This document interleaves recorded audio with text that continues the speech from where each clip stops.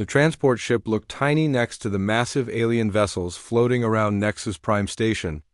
Yuna Kim pressed her face against the small window and watched the enormous structures drift past.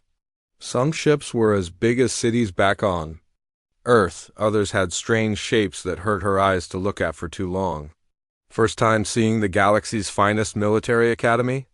asked Captain Lee, the pilot of their small human transport. "Yes, sir," Yuna replied.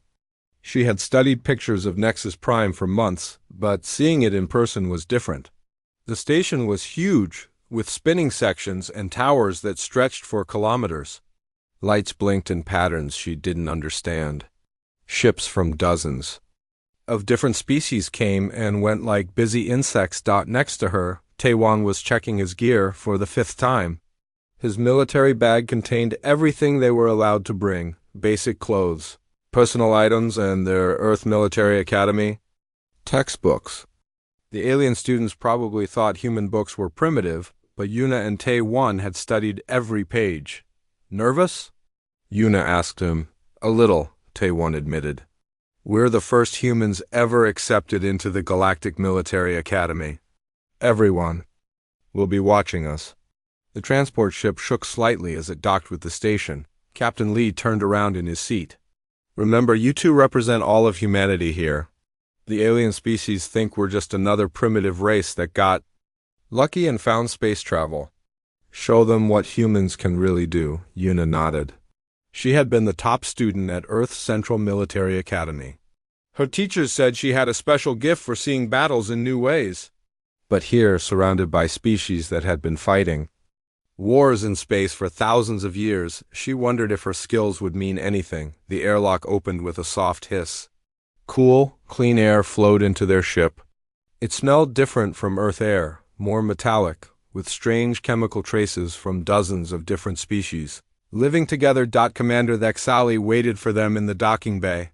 The Vorthik officer was tall and thin, with gray skin and 4 arms. His uniform was perfectly clean and covered with medals. When he spoke, his voice sounded like gravel grinding together. "Welcome to Nexus Prime, humans. I am Commander Thexali, your orientation instructor. You will follow me and speak only when spoken to." Yuna and Taewon grabbed their bags and followed the commander through corridors that were much larger than anything built for humans. The ceilings were at least 4 meters high. Pictures on the walls showed famous battles from galactic history. None of them included humans. Other students moved through the halls, and Yuna tried not to stare. A group of Zenthari warriors walked past, each one over 2 meters tall, with thick muscle and bone ridges on their foreheads. Their uniforms looked like armor, and they carried themselves like they owned the station. Near a large window, several hegemony students stood in a perfect circle, sharing information through their neural link technology. They all moved at exactly the same time, like parts of the same machine. Their pale blue skins seemed to glow under the station's lights. "Those are your fellow students," Commander Thexali said without turning around. "The Zenthari value honor and direct combat. The hegemony prize intelligence and coordination. The Vorthak, my own species, believe in patience and proper procedure. Each species brings their own strengths to the art of war. What about humans?" Taewon asked. Commander Thexali stopped walking and turned to look at them. His 4 eyes blinked one at a time. "That remains to be seen. Your species has been in space for less than 50 years. Your technology is primitive. Your ships are small and weak. But you have survived several conflicts that should have destroyed you completely. The Galactic Council decided you might have something useful to teach or to learn." They entered a large room filled with students from at least 10 different species. The noise was incredible: clicks, hisses, electronic sounds, and languages Yuna had never heard before. When the humans entered, the room slowly became quiet. Every alien in the room turned to stare at them. "Students," Commander Thexali announced, "these are our human exchange students. Cadet Yuna Kim and Cadet Taewon. They will be with us for 1 full semester, learning our methods and sharing their own knowledge." A massive Zenthari student stepped forward. He was the biggest alien Yuna had ever seen, with scars on his arms. and a weapon hanging from his belt. I am Crixmore of the Zenthari High Command. I have read about human military history. Your people fight without honor. You use tricks instead of facing your enemies directly. We use whatever works, Yuna said calmly. Fighting with honor is a luxury for species that can afford to lose battles. Several aliens made sounds that might have been laughter. Crixmore's eyes narrowed, but he said nothing more. A hegemony student approached next. Her blue skin had silver patterns that seemed to move under the lights. I am Velthara. My species has analyzed human combat data. Your tactics are chaotic. You do not follow proper military science. Maybe that's why they work, Taiwan replied. Commander Thexali raised one of his 4 hands for silence. You will have plenty of time to discuss tactics during your classes. For now, let me explain how this academy operates. He led them to a large display screen that showed the station's layout. Nexus Prime houses students from 47 different species. Each brings their own military traditions and methods. Over the course of 16 weeks, you will study together, learn from each other, and participate in combat simulations. The screen changed to show a classroom schedule. You will attend lectures on galactic military history, tactical theory, and strategic planning. You will practice with various weapons and technologies. Most importantly, you will participate in war. Games designed to test your ability to think like military leaders. Yuna studied the schedule. Everything looked formal and structured, like the alien species had figured out the correct way to fight wars and were teaching it like mathematics. Your instructors include veterans from the greatest military campaigns in galactic history. Commander Thexali continued. Captain Zervin commanded fleets in the Hegemony Zenthari War. Colonel Vexnari led the defense of the Outer Rim colonies. You will learn from the best minds in the galaxy. A small insect-like student spoke up in a voice like buzzing electronics. Commander, what qualifications do the humans have? What famous victories can they share with us? Commander Thexali looked at Yuna and Taiwan. The humans defeated the Cleary invasion fleet despite being outnumbered 50-1. They ended the siege of their colony on New Tokyo in less than 6 hours when conventional tactics said it should have taken weeks. They have won battles they should have lost using methods that ... do not appear in our textbooks. The room fell silent again. Yuna could feel dozens of alien eyes studying her and Taiwan, trying to figure out what made humans so unpredictable. Your quarters are in Section C, Commander Thexali said.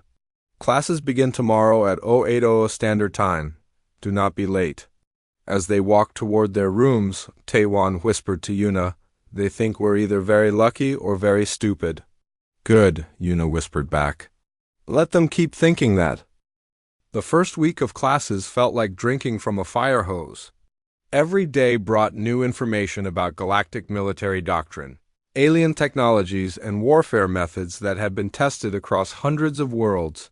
Yuna sat in the back of the large lecture hall, taking notes on her simple paper notebook while alien students used advanced electronic devices that projected information directly into their minds. Professor Kelthus, an ancient Vorthak with more medals than Yuna could count, stood at the front explaining the basics of siege warfare. A proper siege requires careful calculation, Professor Kelthus said, his forearms moving to point at different parts of a holographic fortress. First, you must establish complete blockade. No supplies in, no communications out. Second, you position your siege engines at optimal range and angles. Third, you begin systematic bombardment of defensive positions. Around the room, alien students nodded and recorded every word. This was clearly the accepted way to conduct a siege, slow, methodical, and overwhelming. The siege of Malthra 7 is considered a perfect example, the professor continued. General Vorthalin invested the fortress with 3 full battle groups. The siege lasted 43 days and ended with complete victory and minimal casualties. Among the attacking forces, Tae-1 leaned over to Yuna and whispered, 43 days. What were they doing all that time? Yuna looked at the holographic fortress rotating slowly above the professor's head. She could see at least 6 different ways to take it without firing a single shot at the walls. But she kept quiet and continued taking notes after class. The students broke into small groups for discussion. Crixmore, the massive Xanthari warrior, dominated his group with loud declarations about the honor of direct assault. "The Xanthari way is simple," he said, slamming his fist on the table. "Find your enemy, face your enemy, defeat your enemy. These long sieges are for species that fear honest combat." Velthara, the hegemony strategist, organized her group like a military unit. Each student was assigned specific research topics and given exact time limits for their reports. "Efficiency comes from perfect coordination," she explained. "When every unit knows its exact role and timing, victory is mathematically certain." The humans found themselves mostly observing and listening. None of the alien students asked for their opinions, and Yuna was content to learn how the galaxy's military minds approached problems. During weapons training, the differences became even more obvious. The Xanthari students practiced with massive energy weapons designed for frontal assault. They moved like tanks, absorbing hits and dealing devastating damage in return. The hegemony students used precision, weapons that required perfect coordination between team members. Their practice sessions looked like ballet, with each warrior moving in harmony with their squad mates. The Vorthek preferred siege engines and artillery. They spent hours calculating exact angles and payload distributions for maximum effect against fortified positions. When it was time for human weapons demonstration, Yuna and Taewan set up their equipment at one end of the practice range. Their gear looked primitive compared to the alien technology, simple projectile weapons, basic explosives, and communication devices that seemed ancient. "These are human assault rifles," Taewan explained to the curious alien students. They fire metal projectiles using chemical propellant. A hegemony student made a sound like electronic laughter. "Metal projectiles? How primitive. Our plasma weapons can burn through any armor." "Maybe," Yuna said, loading her rifle. "But metal projectiles don't need power cells. They work in any environment, and they're very hard to defend against if you're not expecting them." She raised the rifle and fired 3 quick shots at targets across the range. Each shot hit dead center, and the sound echoed through the training area like thunder. The alien students, used to the quiet hum of energy weapons, jumped at the noise. "Interesting," admitted Valthara. "The projectiles are faster than I expected, and the noise would have psychological effects on enemies." "That's the idea," Taewan said. "Sometimes the fear of a weapon is more useful than the weapon itself." During tactical theory classes, Captain Zervan presented famous battles from Galactic history. Each example followed the same pattern: massive fleets meeting in open space, proper formations, and victory through superior firepower or numbers. "The Battle of Kepler's star demonstrates perfect hegemony doctrine," Captain Zervan explained, showing a 3-dimensional map of ship movements. Admiral Kethmaran positioned his forces in a standard delta formation, concentrated fire on the enemy's command ships, and achieved victory in only 6 hours. Yuna raised her hand. "Captain, what would have happened if the enemy had scattered their command ships throughout the fleet instead of grouping them together?" Captain Zervan looked confused. "Why would they do that? Proper command structure requires clear hierarchy and communication chains. But if the command ships were hidden among regular vessels, the admiral would have had to destroy the entire enemy fleet to eliminate their leadership. That would take much longer and cost more ships." The captain's expression suggested he had never considered such an idea. "That would be diotic. How would the enemy coordinate their own forces?" "They would have to train their individual ship captains to make decisions without constant orders," Yuna explained. "It's messier, but much harder to defeat." Several alien students turned to stare at her. The idea of military units operating without direct control from headquarters seemed to horrify them. During study sessions in the library, Yuna and Taewan researched the battles they were learning about. The more they read, the more patterns they noticed. Galactic warfare followed strict rules that all species seemed to accept. "Look at this," Taewan said, pointing to a tactical analysis on his screen. Every major battle for the last 500 years has been fought the same way. Fleets meet in open space, exchange fire until one side retreats or surrenders. They're playing by rules, Yuna agreed. Like a giant game where everyone knows the moves. What happens when someone doesn't play by the rules? Yuna smiled. That's when humans usually win. Their alien classmates were starting to notice the humans' different approach to problems. During a group exercise analyzing the defense of Vorthek Prime, most students focused on the strength of the defensive positions and the size of the defending fleet. Yuna spent her time studying the planet's geography and infrastructure. When the professor asked for her analysis, she surprised everyone. The defenses are very strong, she said. But the planet imports all its food from agricultural worlds in the next system. Cut the supply lines and the planet surrenders without firing. A shot. Professor Kelthus blinked all four eyes. But that would harm civilians. Military targets are clearly marked for proper engagement. War isn't just about military targets, Yuna replied. It's about achieving your political goals with the least cost to your own people. After class, Valthara approached the humans in the corridor.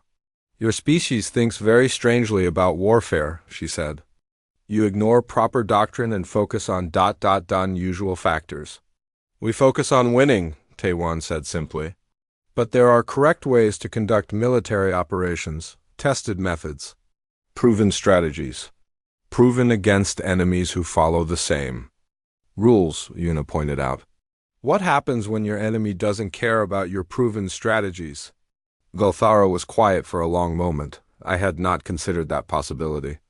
As the days passed, more alien students began asking the humans questions. Not official questions during class, but quiet conversations during meals or study sessions. They wanted to understand how human minds approach tactical problems. Yuna and Taewon were happy to explain, but they could see that their ideas made many aliens uncomfortable. The galaxy had spent centuries developing sophisticated rules for warfare. The humans seemed to ignore all those rules and focus on results instead. They think we're dangerous, Taewon observed one evening as they reviewed their notes. We are dangerous, Yuna replied. We just don't think about it the same way they do. The midterm exam announcement came during Professor Kelthus' advanced tactics class. The old Vorthik instructor activated the main display screen and showed the class a detailed image of a massive fortress city. Students, your midterm examination will test everything you have learned about siege warfare, he announced.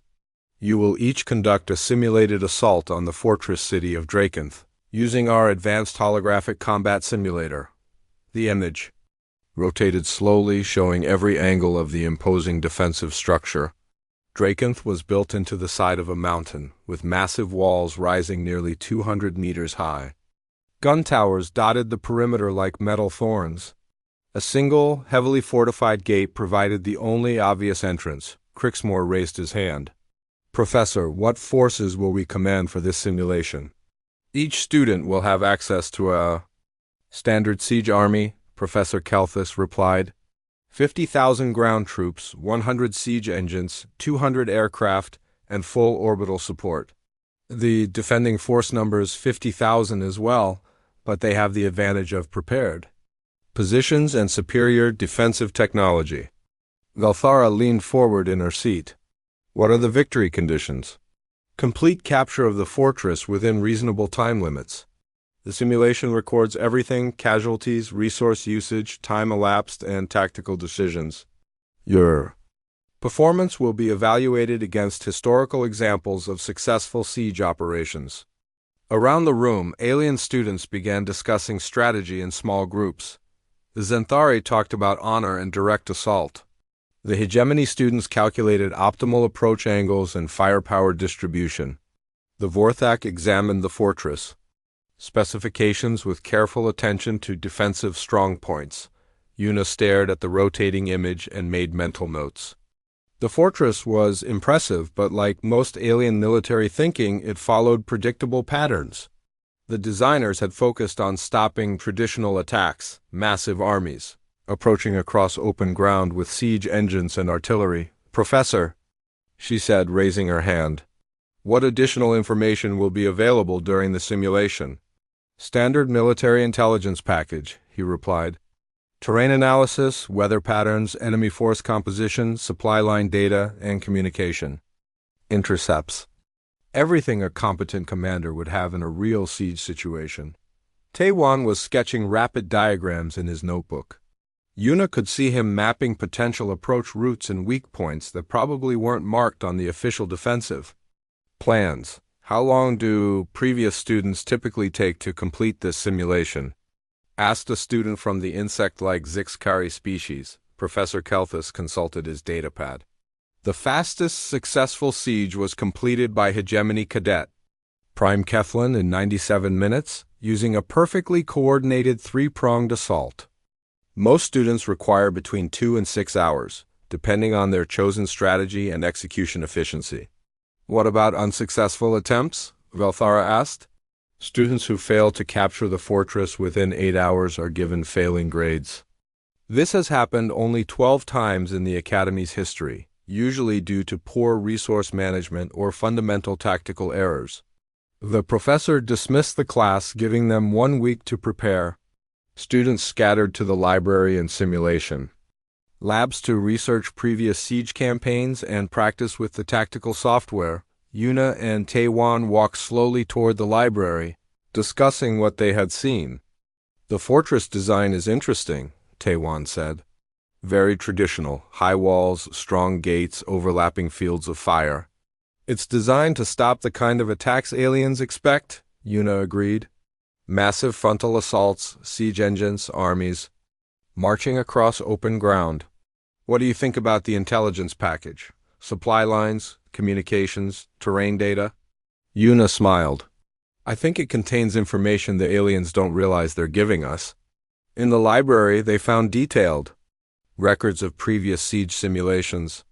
Student after student had used variations of the same basic approach: surround the fortress, position siege engines, bombard the defenses, and assault the weakened points with massive infantry forces. The successful attempts all followed similar patterns: establish siege lines at optimal range, coordinate artillery bombardment with air support, breach the walls at multiple points simultaneously, pour troops through the gaps until defenders surrendered. Even the fastest successful siege, completed in 97 minutes, used these standard methods with perfect hegemony precision and coordination.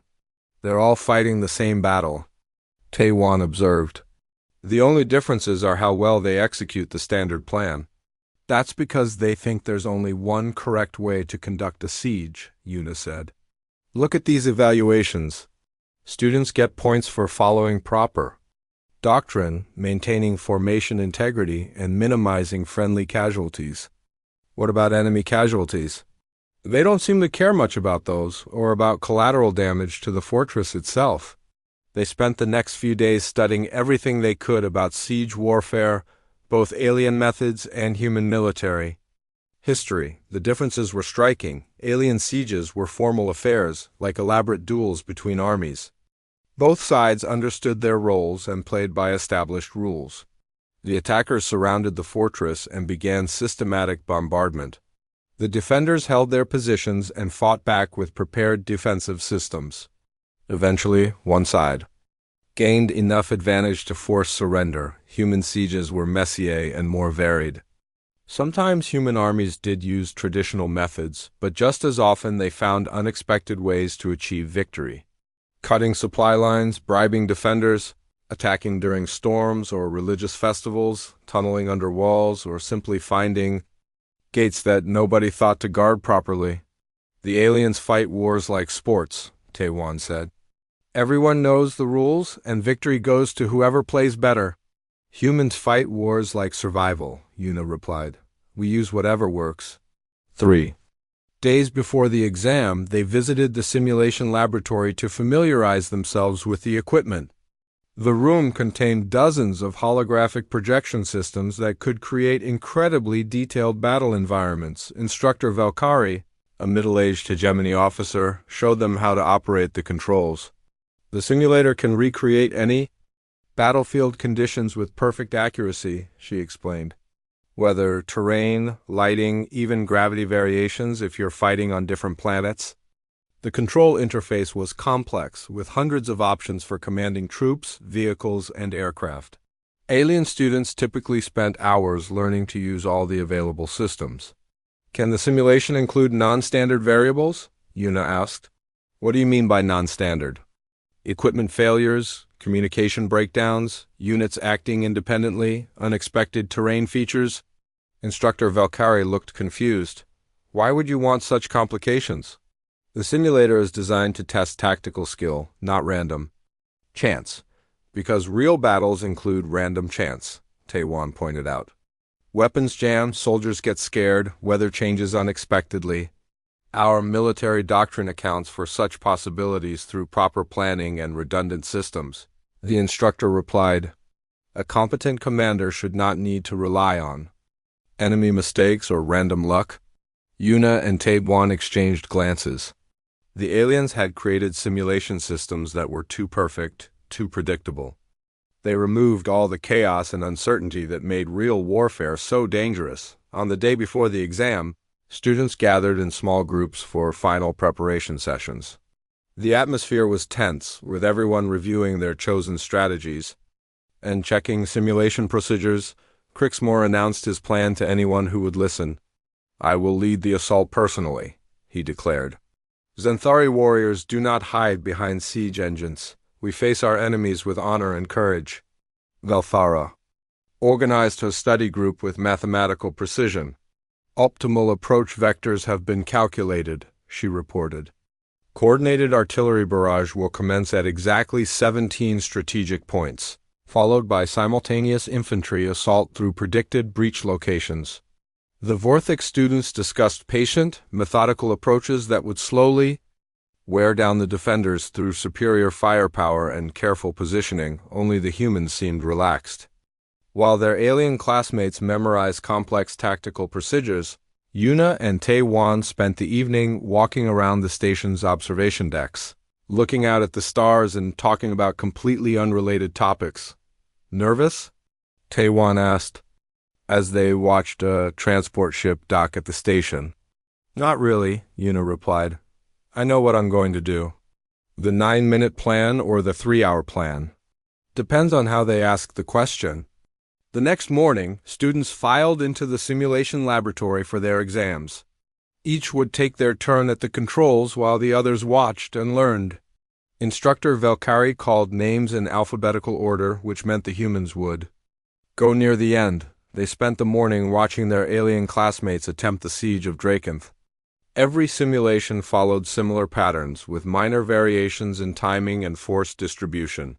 Some students performed better than others, but all used essentially the same strategy. The fastest completion time so far was 2 hours and 14 minutes, achieved by a hegemony student using flawless coordination between ground and air forces. Finally, Instructor Valkyrie called Yuna's name. Cadet Kim, you're next. The simulation laboratory fell completely silent. 50 alien students stared at Yuna with expressions ranging from confusion to disbelief. Instructor Valkyrie blinked her large blue eyes several times, as if she hadn't heard correctly. I'm sorry. Cadet Kim, could you repeat your question? Yuna stood calmly at the simulator controls, her hands resting lightly on the interface panels. The holographic fortress of Drakenth rotated slowly in the center of the room, its massive walls and defensive towers casting realistic shadows on the floor. I asked if you want the 3-hour version or the 9-minute one. Yuna repeated, her voice clear and confident. Taewon raised an eyebrow from his seat among the other students. Even he looked surprised by his fellow human's bold statement, Instructor. Valkyrie consulted her datapad, checking the parameters of the simulation one more time. Cadet Kim, I believe you may not understand the scope of this examination. You are tasked with capturing a fortress defended by 50,000 troops using advanced defensive technology. The fastest successful completion in Academy history required 97 minutes. I understand the task, Yuna said simply. I'm offering you 2 different approaches. The thorough version will take about 3 hours and demonstrate traditional siege methodology adapted with human tactical innovations. The quick version will take 9 minutes and show you something your academy has never seen before. Crixmore. The massive Xanthari warrior made a sound like grinding stone. This is impossible. No fortress can be taken in 9 minutes. The human is either lying or insane. Several other students murmured agreement. Velthara, the hegemony strategist, activated her neural link and began rapid calculations. After a moment, she shook her head. The mathematics do not support such a claim. Even with perfect coordination and maximum firepower concentration, physical laws prevent such rapid fortress capture. Yuna turned to address the room. Your mathematics. Assume conventional siege warfare. You're calculating how fast you can destroy walls and defeat defenders using traditional methods? But what if you don't need to destroy the walls? What if you don't need to defeat the defenders in direct combat? Professor Kelthis, who had been observing quietly from the back of the room, stepped forward. Cadet Kim, siege warfare has been refined over thousands of years by dozens of species. The fundamental principles are well established. You cannot simply ignore military science. I'm not ignoring military science, Yuna replied. I'm applying human military science, which focuses on achieving objectives efficiently rather than following traditional procedures. Instructor Valkyrie looked uncertain. This is highly irregular. The examination is designed to test your knowledge of proper siege methodology. Then let me demonstrate both approaches, Yuna suggested. Run the simulation twice. First, I'll show you how humans adapt your traditional methods. Then I'll show you what happens when we ignore them completely. The instructor consulted her datapad again, then looked around the room at her fellow faculty members. Professor Kelthis nodded slowly. Very well. But understand that you will be evaluated based on recognized tactical principles. Unconventional. Methods that fail will result in automatic failure, regardless of creativity. Fair enough, Yuna agreed. Which version would you like to see first? Velthara spoke up from her seat. Show us the 9-minute version. If you can actually accomplish that, we need to see how. If I can't accomplish it, you'll still have time to see the longer version. Yuna pointed out. Instructor Valkyrie activated the recording systems. Very well. Begin the rapid assault simulation. The timer starts now. Yuna's hands moved quickly across the control interface, but not in the pattern anyone expected. Instead of positioning siege engines and organizing assault formations, she began accessing intelligence data and communication systems. The first thing she did surprised everyone. She ignored the fortress completely and focused on the surrounding terrain map. Why is she studying the landscape? Whispered a Vortex student. The fortress is the target. Wait and watch, Taewon said quietly on the holographic display. Yuna's forces remained in their starting positions while she examined infrastructure data. Roads, power lines, water supplies, communication networks. Everything the other students had dismissed as background information. Minute 1, Instructor Valkyrie announced. Yuna found what she was looking for. 3 kilometers from the fortress, hidden in a valley that provided no tactical advantage for traditional assault, sat the installation's primary water treatment facility. It was lightly defended because no military commander would waste troops attacking civilian infrastructure. Her first orders sent a small team of special forces toward the water facility, approaching from the blind side where defensive sensors were minimal. Minute 2. While the special forces moved into position, Yuna accessed the fortress's communication network. The aliens had provided detailed intelligence about enemy communications, assuming students would use it to coordinate their attacks more effectively. Instead, Yuna began uploading computer viruses. Human cybersecurity had developed differently from alien systems. Where galactic species focused on preventing unauthorized access, humans had learned to assume their systems would be compromised and prepared accordingly. This made human computer viruses particularly effective against alien networks that weren't designed to handle such attacks. What is she doing to their communications? Velthara asked, her neural implants trying to follow Yuna's digital assault. She's not trying to intercept their messages, Taewon explained. She's destroying their ability to send messages at all. Minute 3. The Special Forces team reached the water facility and placed explosive charges at critical points. Simultaneously, Yuna's cyber attack began corrupting the fortress's internal communication systems. From the defenders' perspective, chaos was erupting without warning. Their secure network started displaying error messages and false data. Communication links between guard towers and command centers went dead one by one. Minute 4. The water treatment facility exploded in a brilliant flash of light. Emergency alarms began sounding throughout the fortress as water pressure dropped to 0 across the entire installation. At the same time, Yuna activated the psychological warfare protocols that were included in the standard intelligence package. Most students use these systems to broadcast surrender demands or propaganda. Yuna used them to spread carefully crafted disinformation. Her broadcasts, sent on frequencies the defenders thought were secure, contained detailed reports about massive human fleets approaching from multiple directions. The messages included fake supply convoy schedules and false orders for immediate evacuation. Minute 5. With their communications compromised and their water supply cut off, the fortress defenders began making critical mistakes. Officers couldn't coordinate with their subordinates. Guard posts couldn't report to command centers. Soldiers started believing the false information about approaching enemy fleets. Yuna initiated her second phase. Instead of attacking the heavily defended main gate, she sent a small reconnaissance team to examine the fortress's waste disposal systems. Every fortress needed some way to remove garbage and sewage. These systems were rarely considered military targets and almost never heavily guarded. Minute 6. The reconnaissance team found what Yuna expected, a network of large pipes and tunnels, designed to carry wastewater away from the fortress. The same pipes that should have been flowing with clean water were now carrying only sewage and debris. She ordered her combat engineers to begin cutting through the waste disposal barriers while the main army conducted a loud, visible, but ultimately false attack on the main gate. Minute 7. The diversionary attack drew every available defender to the fortress walls. Explosive charges and artillery fire created impressive light shows and deafening noise, giving the impression of a massive frontal assault. Meanwhile, Yuna's elite combat units moved silently through the waste disposal tunnels, emerging inside the fortress at strategic points near the command center and power generation facilities. Minute 8.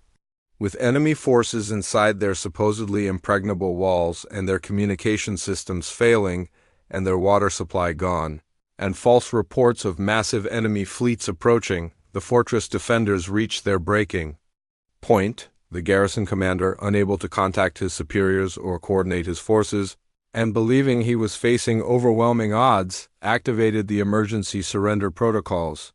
Minute 9. White flags appeared on every tower of the fortress.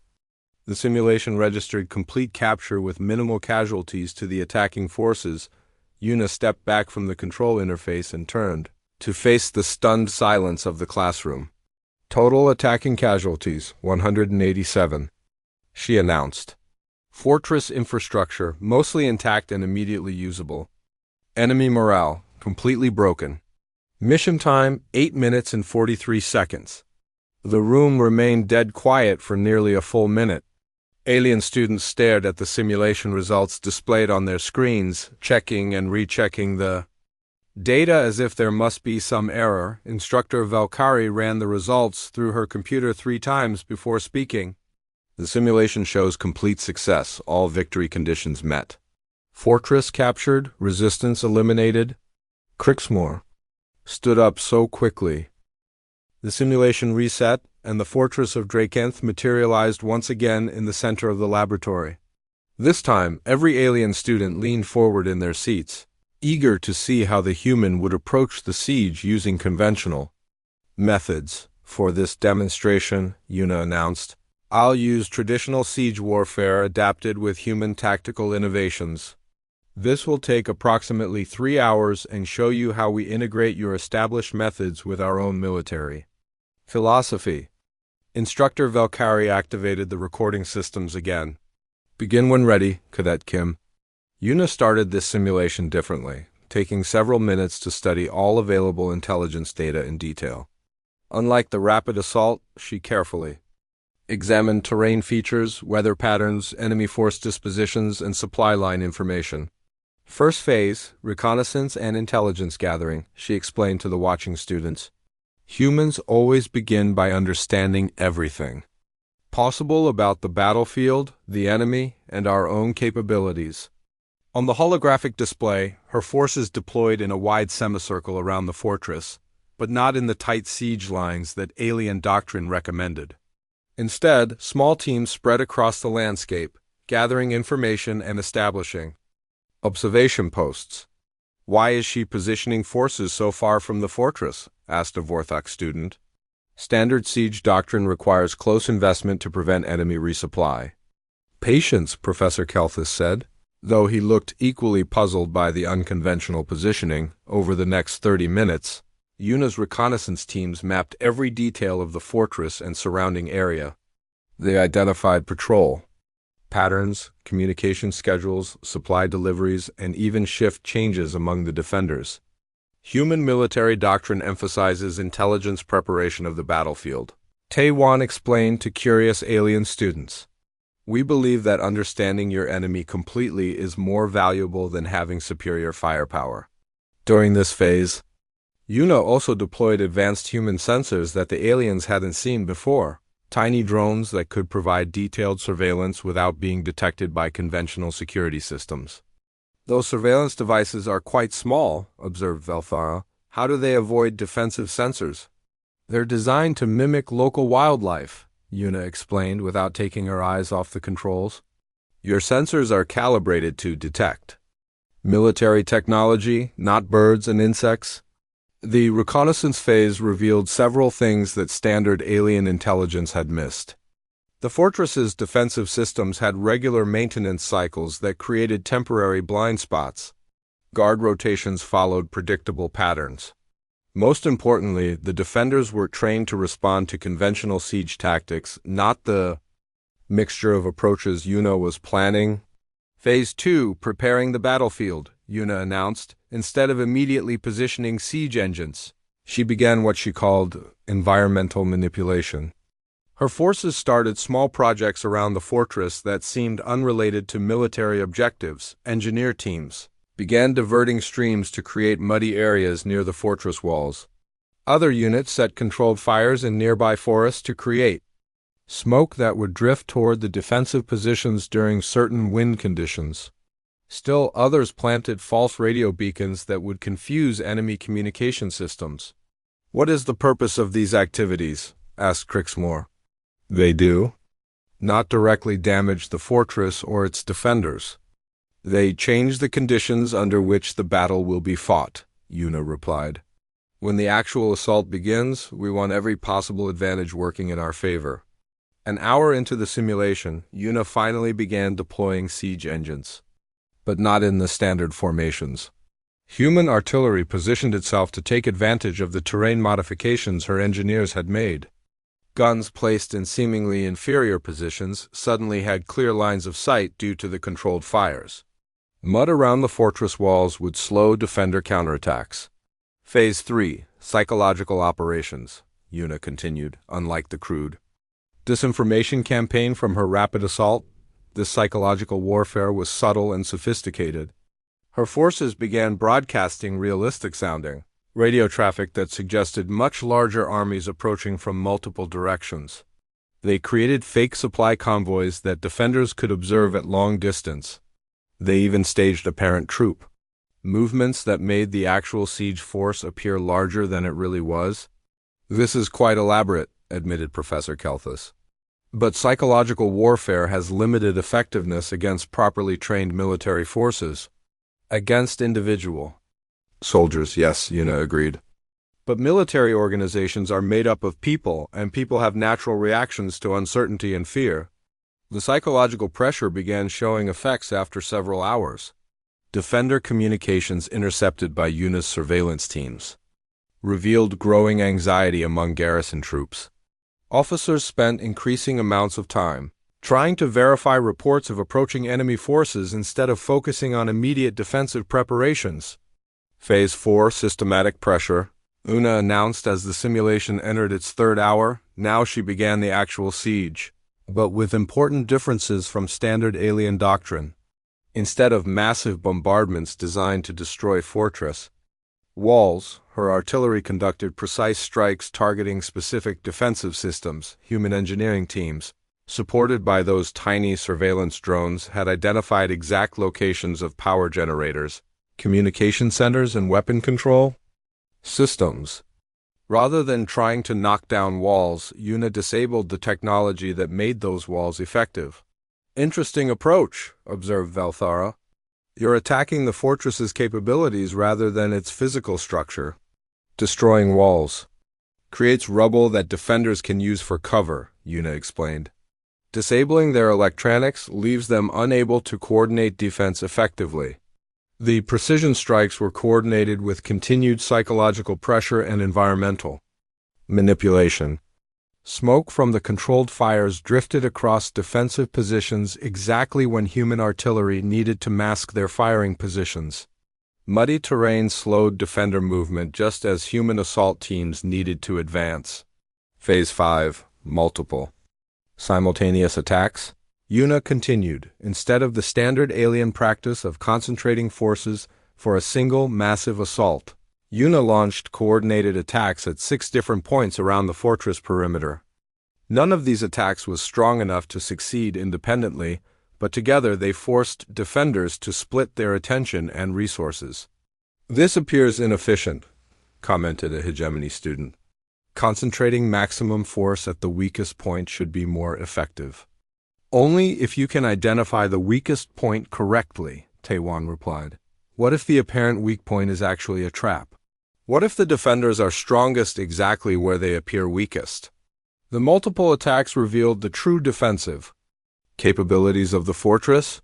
Some positions that appeared vulnerable on intelligence reports were actually heavily fortified. Others that seemed well defended were undermanned and poorly equipped. As information from the various assault teams flowed back to her command center, Una adjusted her strategy in real time. She reinforced attacks that were succeeding and withdrew forces from areas where defenders were stronger than expected. Phase 6 Exploitation and Breakthrough, Una announced 2 hours and 40 minutes into the simulation. Her systematic approach finally identified a genuine weak point in the fortress defenses. A section of wall that appeared well defended was actually vulnerable due to the combination of precision artillery strikes, environmental manipulation, and defender confusion. Una concentrated her remaining forces for a final assault through this gap. But even this attack included human innovations.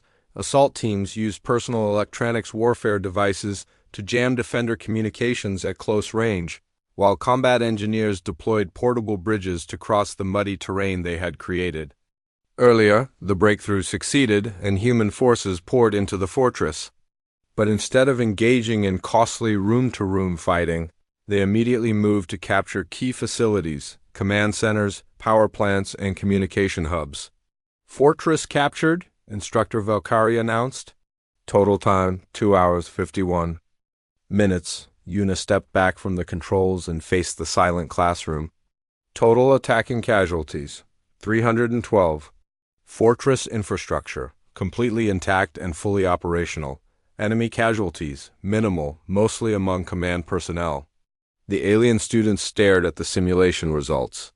Una's conventional siege had taken longer than her rapid assault, but it had achieved complete victory with even fewer casualties and no damage to the fortress itself. "The systematic approach takes longer," Una explained, "but it gives you more control over the outcome. Sometimes you need speed, sometimes you need precision. Humans train to use whatever approach works best for the specific situation." Crixmore shook his massive head. "Both methods ignore the principles of honorable combat. Where is the courage? Where is the test of warrior skill?" "Our courage is in taking responsibility for victory," Una replied. "Our skill is in achieving objectives efficiently." We don't fight to prove how brave we are. We fight to win with minimal cost to our own people. Velthara was reviewing the simulation data on her neural implants. The coordination required for this approach. It would demand extensive. The silence in the simulation laboratory stretched for what felt like an eternity. 50 alien students sat frozen in their seats, staring at the holographic display where the fortress of Drakenth still rotated slowly, now showing simulation results that defied everything they thought they knew about warfare. Instructor.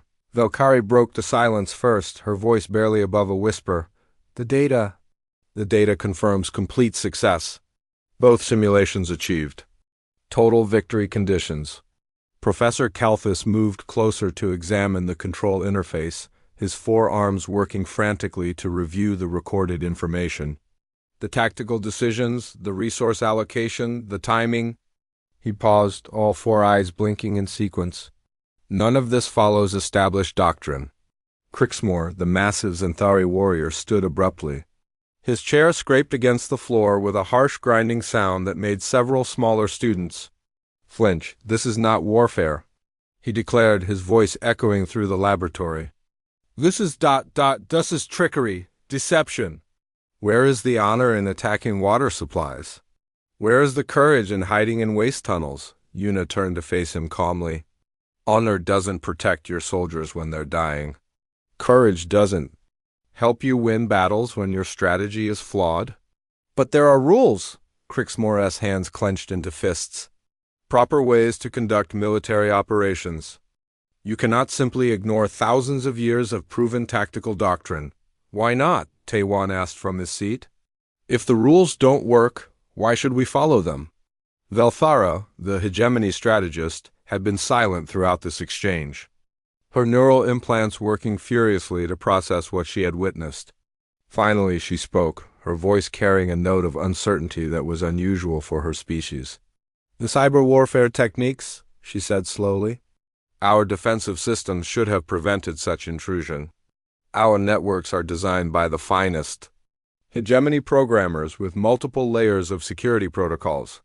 Your networks are designed to stop attacks that follow hegemony thinking patterns, Yuna explained. Human computer viruses work differently. We assume our systems will be compromised, so we design them to fail safely. Your systems assume they won't be compromised, so when they fail completely.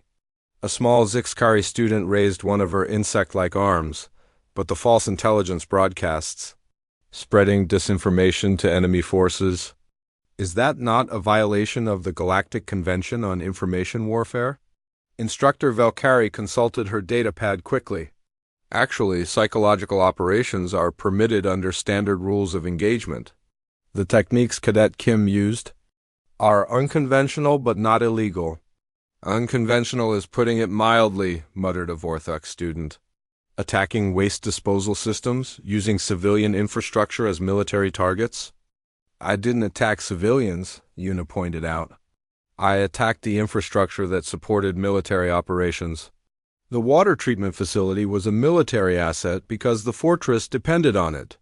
The waste disposal system was a military weakness because it provided access to the interior. Professor Kalthus had finished reviewing the simulation data. Cadet Kim, your rapid assault achieved victory in 8 minutes and 43 seconds. The previous Academy record was 97 minutes. Your conventional siege required 2 hours and 51 minutes, but resulted in even fewer casualties and no structural damage to the fortress. How? Demanded a hegemony student. How is such efficiency possible? Our tactical computers cannot calculate any scenario that produces these results using standard methodology. Because your computers are programmed with standard methodology? Taewan replied. They can only calculate solutions that follow the rules they've been taught. Yuna stepped away from the simulator controls and addressed the entire class. You're all thinking about this wrong. You're trying to understand human tactics by comparing them to your existing knowledge. But human military philosophy starts from completely different assumptions. What assumptions? Asked Velthara. First assumption, there are no rules in war except winning and losing. Every other rule is artificial and can be ignored if it helps you achieve victory. Several alien students made sounds of protest, but Yuna continued. Second assumption, your enemy will try to kill you using the most effective methods available. If you limit yourself to honorable or conventional methods, you give your enemy advantages they don't deserve. Third assumption, the purpose of military force is to achieve political objectives with minimum cost to your own people. Everything else, honor, tradition, proving your courage, is secondary to that goal. Crixmore's voice rose to nearly a shout. Without honor, what separates warriors from murderers? Without courage, what makes military service worthy of respect? Results, Yuna said simply, protecting your people, achieving your objectives, surviving when others want you dead. But there must be limits, protested a Vorthix student. Rules of engagement, protection for civilians, some standards of civilized behavior. Humans have rules too, Taewon said. We protect civilians, we treat prisoners according to law. We don't use biological or chemical weapons against populated areas. But we don't extend those protections to enemy military assets. Just because they're labeled as civilian infrastructure, instructor. Valkyrie was reviewing both simulation recordings simultaneously on her datapad. The coordination required for these tactics. How do human military units train for such complex operations? We train for principles, not procedures, Yuna explained. Instead of memorizing specific tactical formations, our soldiers learn to identify objectives, assess resources, and improvise solutions. Every situation is different, so we teach adaptability rather than rigid doctrine. That sounds chaotic, observed Velthara. How do you maintain unit cohesion and command authority? Through shared understanding of goals and decentralized decision-making, Taewon replied. Our squad leaders are trained to make tactical decisions without waiting for orders from headquarters. Our individual soldiers understand the overall mission and can adapt when circumstances change. A long pause filled the laboratory as alien students tried to process these concepts. Finally, a young hegemony cadet spoke up.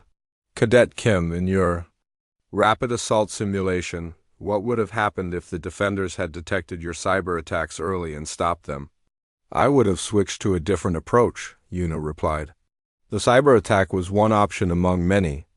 If it had failed, I could have used the diversionary assault as a real attack, or focused on the infrastructure targets, or found another weakness to exploit. But how could you plan for so many different contingencies? I didn't plan for specific contingencies. I planned for flexibility. Human tactics emphasize maintaining multiple options throughout an engagement. Professor Kalthus had been unusually quiet during this discussion. Now he stepped forward, his expression thoughtful. Cadet Kim, what you've demonstrated challenges fundamental assumptions about military science. If your methods are truly superior, why hasn't the galaxy adopted them? Yuna considered the question carefully. Because your species have been fighting each other for thousands of years using similar methods. You've developed elaborate rules and traditions that work when everyone follows them. But humans haven't been part of that system. We developed our own approaches, fighting different enemies under different conditions. Also, Taewon added, your methods work fine when you have overwhelming technological superiority. If your ships are bigger and your weapons are more powerful, conventional tactics will usually succeed. Humans developed unconventional tactics because we're usually outnumbered and outgunned. Are you saying human methods only work for inferior forces? Asked Crixmore, his tone suggesting this would somehow vindicate traditional approaches. I'm saying human methods work regardless of force ratios, Yuna replied. When you're weaker, unconventional tactics help you win against superior enemies. When you're stronger, they help you win more efficiently with fewer casualties. Velthara had been silent for several minutes, her neural implants processing everything she had heard. These human approaches would require fundamental changes to military training, command structures, and operational doctrine. The implications are extensive. They're also effective, Yuna pointed out. Instructor Valkyrie checked the time display on her datapad. Class period is nearly over. All students should prepare analysis reports on today's simulations for next week's discussion session, but none of the alien students moved toward the exits. They remained in their seats, continuing to ask questions and debate what they had witnessed. "Cadet Kim," said the small Zixkari student, "would you be willing to teach these methods to other students? Could human tactical principles be integrated with Zenthari warrior traditions?" asked another student. "How do we convince our military academies to consider these approaches?" The questions came rapidly from around the room. Yuna looked at Tae-Wan, who nodded slightly. "We're here for a full semester," Yuna said. "We're happy to share what we know and learn from your methods as well. Maybe we can find ways to combine the best of human and galactic approaches." Professor Kelthus overheard this exchange. "That would require approval from Academy administration. Such fundamental changes to curriculum cannot be implemented without careful consideration." "Of course," Yuna agreed. Word spread through Nexus Prime Station faster than a hull breach alarm. By the next morning, everyone from maintenance workers to senior officers had heard about the human siege simulation. Students who hadn't been in the laboratory gathered around those who had witnessed it firsthand, demanding detailed explanations of what they had seen. Yuna and Tae-Wan discovered this when they arrived at the dining hall for breakfast. Conversations stopped as they entered, and dozens of alien eyes followed their movement to an empty table. Within minutes, students from various species approached them with questions. "Is it true you captured Drakenth in less than 9 minutes?"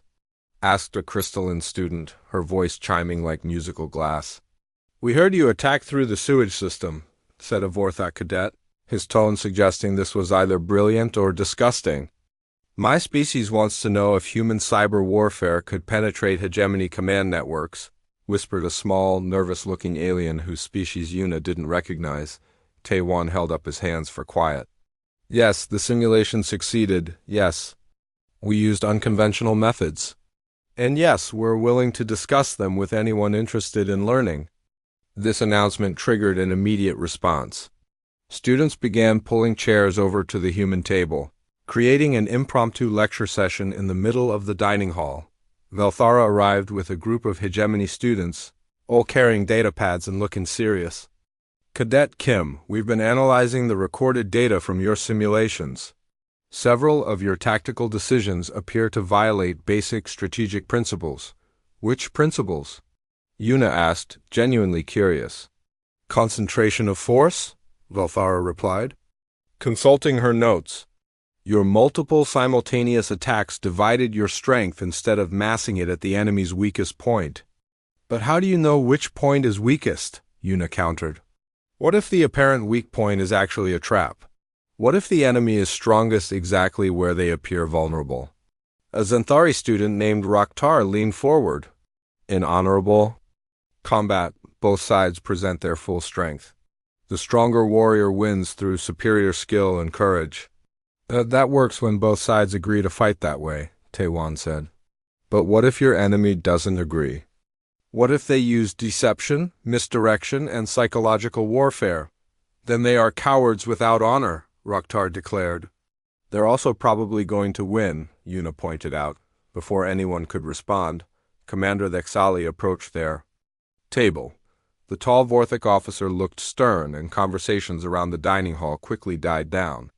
"Cadets Kim and Wan, you will report to Admiral Vekmaran's office at 1400 hours. The Admiral wishes to discuss your innovative simulation results." After the commander left, a worried silence fell over the gathered students. "Admiral Vekmaran commands the entire Galactic Defense Council," whispered the crystalline student. "She only meets with cadets when something serious has happened." "Are we in trouble?" Tae-Wan asked quietly. "I don't think so," Yuna replied. "If they wanted to punish us, they would have done it immediately.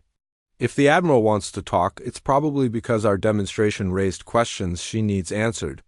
The morning classes proceeded normally, but Yuna noticed that alien students were paying more attention to tactical discussions and asking different types of questions. Instead of focusing on proper procedures, they began inquiring about alternatives and exceptions, During Professor Kalthus' Advanced Tactics lecture, a Vorthix student asked, "Professor, what happens when enemy forces don't follow standard tactical doctrine?" The old instructor paused in his explanation of siege engine positioning. Competent military forces always follow proper doctrine. Anything else would be chaos. But what if the chaos is intentional? Pressed the student.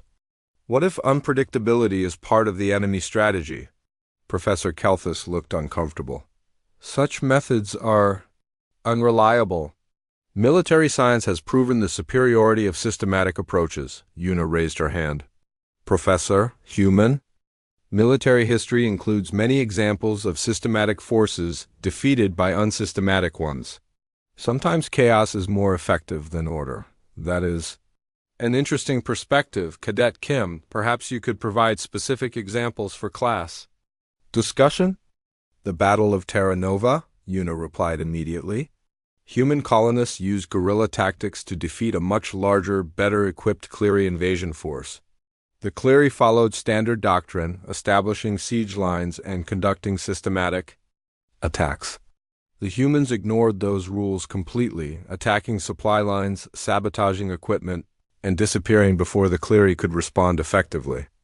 Velthara activated her neural implants and accessed historical databases.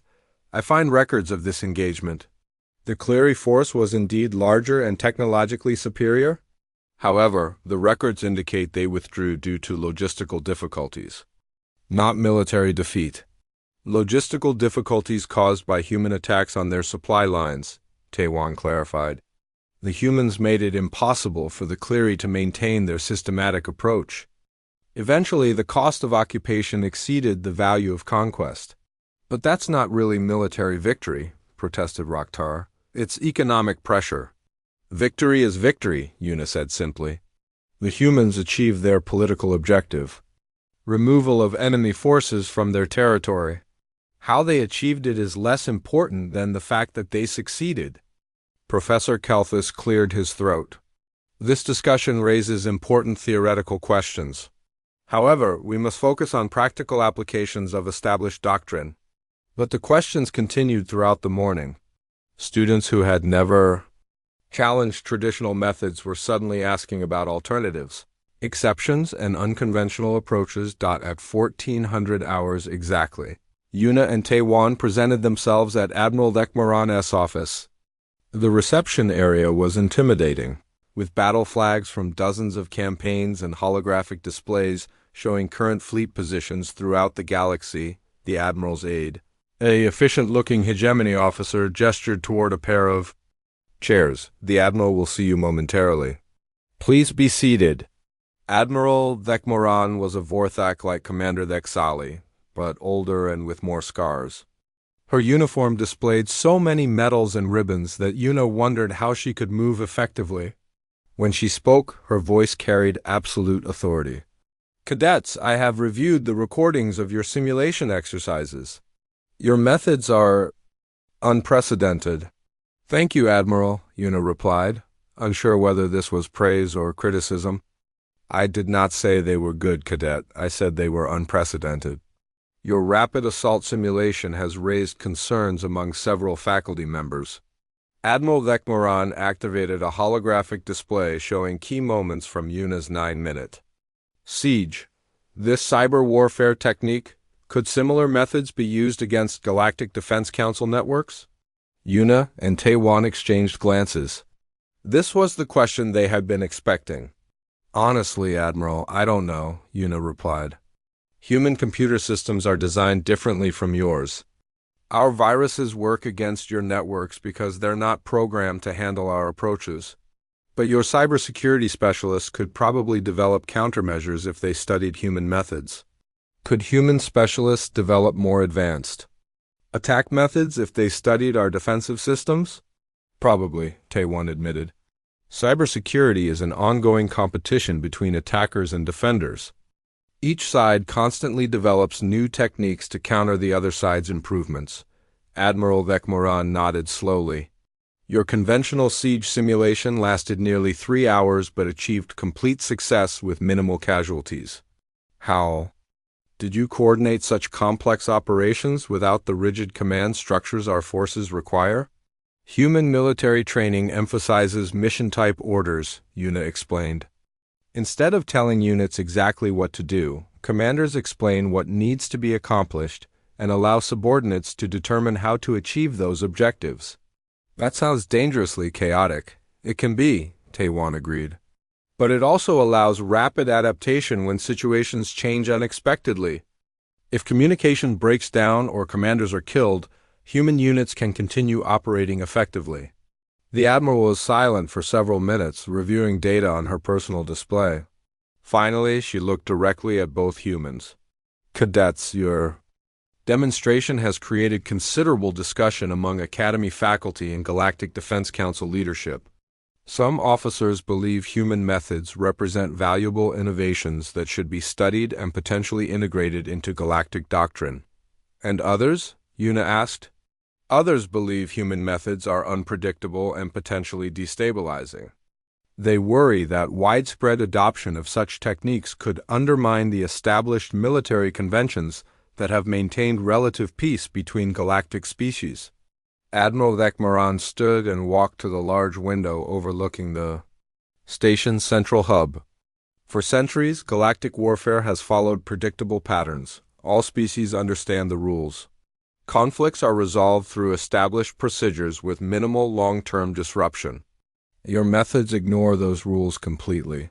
If they became widespread, they could change the fundamental nature of galactic conflict. Taewon shifted uncomfortably in his chair. Admiral, are you asking us to stop sharing our knowledge? I'm asking you to consider the implications of what you're teaching. Change can be beneficial, but it can also be dangerous. 3 months later, the Galactic Military Academy on Nexus Prime had transformed in ways both subtle and profound. The changes weren't visible in the corridors or classrooms, but they were obvious in the conversations between students and the questions being asked during lectures. Yuna stood before a packed auditorium, addressing nearly 200 students from dozens of different species. What had started as informal discussions in the dining hall had evolved into official seminars, approved by Admiral Vekmaran herself. Today we'll discuss the concept of asymmetric warfare, Yuna announced to the assembled crowd. This means using methods your enemy doesn't expect, doesn't prepare for, or can't effectively counter. In the front row, Valthara raised her hand. The hegemony strategist had become one of the most enthusiastic students of human tactical principles. Though she approached them with typical hegemony analytical precision. Cadet Kim, how does asymmetric warfare differ from simply using superior technology or numbers? Superior technology and numbers are symmetric advantages, Yuna explained. Both sides understand their importance and plan.